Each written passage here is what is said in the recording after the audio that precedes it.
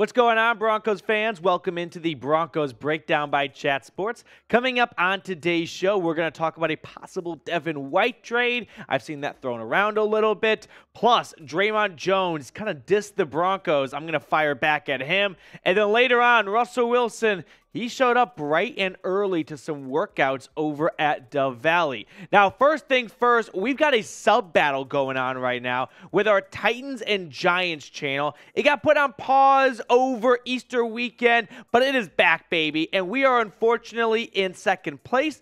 And I'm not in the business of silver medals. So let's get the gold. Let's beat Giants now. Hit that sub button if you have not already. Now, let's kick things off by talking about a Devin White trade potential. So, the Bucs ESPN beat reporter Jenna Lane tweeted out, "Two sources have told me that Bucs inside linebacker Devin White has requested a trade, story coming." And in Jenna's story, here's what she said.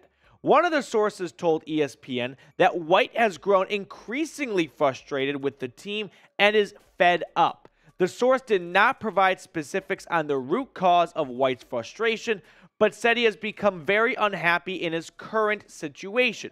Now, Adam Schefter later reported that the Bucs do not want to trade Devin White. Appears to be White is already looking for a contract extension, or maybe wants to know that a contract is coming his way, and I don't think the Bucs are rushing to give him a contract after, well, at least an extension, after the way he played last season. The former 5th overall pick back in 2019, PFF ranked him 74th out of 81. He fills up the stat sheet a lot with a lot of good tackles and whatnot. He's a great blitzer, but outside of that, he hasn't really looked like a game-changing middle linebacker, and maybe someone who sort of just rode the coattails of Levante David.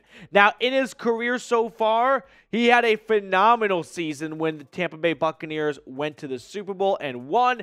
9 sacks, 15 tackles for loss, and 140 tackles. Since then, he has slowly regressed. He still finds a way to get to the quarterback and add some sacks to his stat sheet, but he does not look like a do-it-all off-ball linebacker.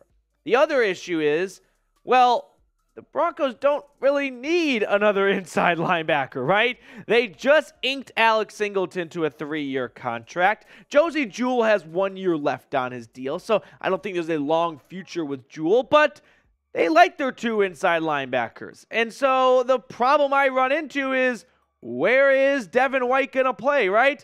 If you traded for him, you're definitely starting him, and if you're benching one of the 2 guys, it's probably going to be Josey Jewell. But now you're paying your inside linebackers a good amount of money, and I don't think George Payton or maybe even Sean Payton wants to do that. Look at the cap hits for these 3 guys in 2023. Devin White is on his 5th-year option, so it is $11.7 million. Unless the Bucs agree to eat some of that money to make a trade go through, that's what he will be owed. Josey Jewell is at 7.1, and Alex Singleton is at 3.3. So $21 million altogether for 2 spots at a position that seems to be declining doesn't seem like a very bright move. But you decide, should the Broncos trade for Devin White? He is a playmaker, no doubt about it. He brings some energy. He brings a bit of spunk and a catalyst and a spark and all those good cliches. But at the end of the day, are you interested in trading for Devin White? My take, Denver's got 5 picks in this draft.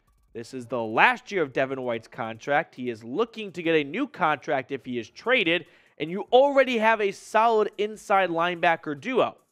I'm going to pass on giving away potentially 20% of your draft assets. Maybe you get another pick back, but still, I'm just not interested in trading for Devin White when you've got 2 good inside linebackers already. Now, before we get to the rest of today's show, our sponsor today, Fume. Are you tired of struggling with bad habits? Cold turkey might be great for sandwiches, but there's a better way to break free from those pesky habits. And it doesn't involve weird mind voodoo or other bizarre tactics. Introducing our sponsor, Fume, an innovative, award-nominated device that helps you kick those bad habits to the curb by focusing on the good parts. So scan the QR code on screen to learn more. Fume is all about embracing the natural. It's not electronic, and instead of vapor, Fume uses flavored air. Best of all, it's free of harmful chemicals and packed with those delicious, all-natural flavors.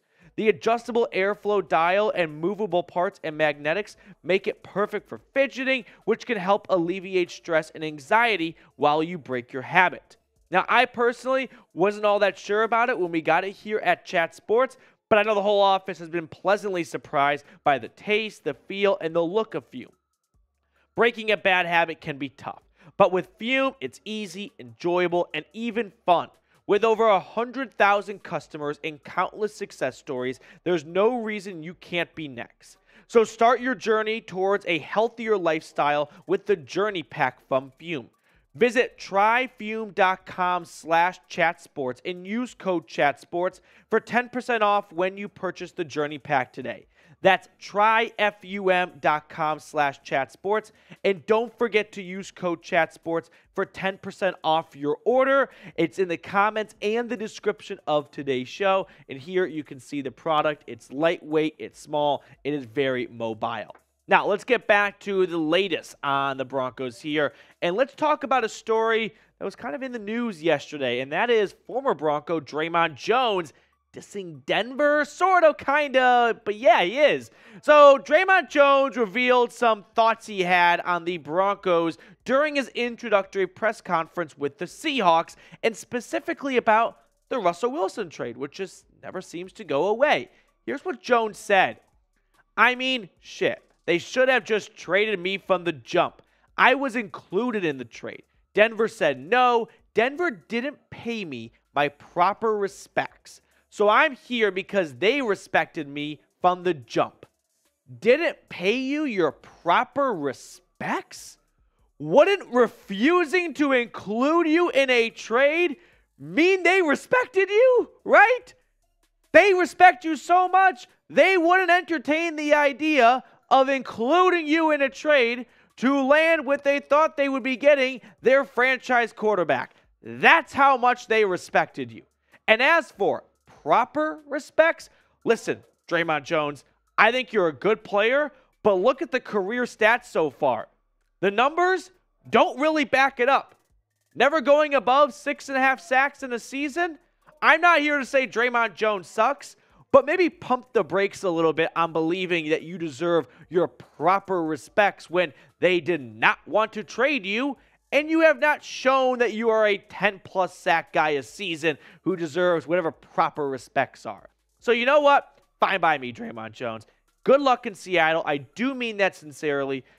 Seahawks overpaid on Jones to begin with, so enjoy your overpriced coffee and your crappy weather up in Seattle. Adios. Now, Dre'Mont Jones also tweeted out this. It's not, we quote tweeted someone else's quote tweet about that quote, and he said, it's not even like that. I still love Denver, and I still hate Kansas. So even though I just got a little bit worked up there, I can reel it back in for a moment and say, I appreciate you still being a bit of a Bronco at heart if you still hate the Kansas City Chiefs. So even though we might not agree on what proper respects you deserve, at least we can see eye to eye on hating the Chefs. Now, should Denver have signed Dre'Mont Jones? That's what I want to ask you guys right now. He signed a 3-year, $51.5 million contract with Seattle. It was about $7 million more than what they gave Zach Allen. So let me know if you think there might be some buyer's remorse, or maybe the anti of buyer's remorse, wishing they ended up paying Dre'Mont Jones in Denver.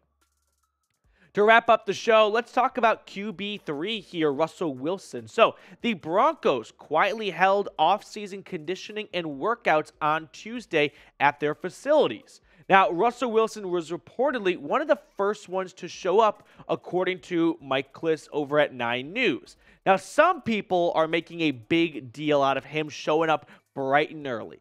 I'm going to squash that. But first, I want to share with you guys what Mike Klis wrote. Wearing what looked like an old-school throwback Broncos t-shirt and shorts, the quarterback couldn't wait to get started on the 2023 season. Broncos players, coaches, and doctors and trainers reported Tuesday for physicals, conditioning, weightlifting, and the start of the off-season training program. Dan Dalrymple's, I hope I got that right, weight room was open for business by 4:30 a.m. Some from the medical staff were in by 5:30 a.m. Now, before I really start breaking down this entire Russell Wilson showing up early story, it's zero dark 30 from Denver, from Sean Payton and company. Sean Payton's bare minimum media policy is this: we're just going to go to work. So if you're wondering, hey, am I dumb for missing that the Broncos had some workouts yesterday? I didn't see the team tweet about it. That's because they didn't. They are being minimalist online. They do not want to create major waves. They are doing the absolute minimum, which really means they will only speak to the media when the NFL mandates it. There are going to be 53 Marshawn Lynches in this locker room pretty much. Now, Chad Jensen on Russell Wilson from Sports Illustrated, he said this: it's fair to wonder what message Wilson is sending with his enthusiastic early bird gets the worm punctionality.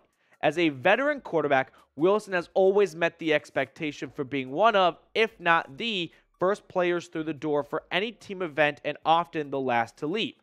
Payton surely expects that from his quarterback, and Wilson knows that. Perhaps it's as simple as Wilson confirming that he's going to meet his head coach's expectation and standard when Wilson told Payton in January that he wants to be coached. You want to take away from Russell Wilson showing up bright and early to off-season workouts? Here it is. He owns an alarm clock, he has access to the internet, and he knows the pressure is on to deliver this season. There is nothing more to take away from Russell Wilson being one of the first to show up. Through his 12-year career, I'm willing to stake that every single offseason workout so far, Russell Wilson has always been one of the first to show up. This is not a new development. This is not a new side of Russell Wilson. He has always been this guy. We're not seeing a new side of him or him becoming a different player with Sean Payton. We are simply seeing Russell Wilson for who he is, an extremely hard worker and a very dedicated player. No one can take that away from Russell Wilson. So let's not pretend like Russell Wilson for the first time ever is coming in early and he's sending a message to the team and to Sean Payton that he's going to be a lunch pail guy. No, Russell Wilson is being who he's always been, a very hard worker who likes to come in early and get the extra hours in. So I'm not going to stand up here and pretend like, see, Russell Wilson's going to be awesome in 2023 because he came in at 4:30 this morning for a workout. Russell Wilson's always been doing that. Now, how about this for you guys? An over-under question. 25 touchdowns for Wilson in 2023. Give me your best guesses. Give me your best predictions on if he will throw over or under that number next season. I kind of just picked a number out of thin air, but after 16 last year, 25 feels like it's appropriate for next season.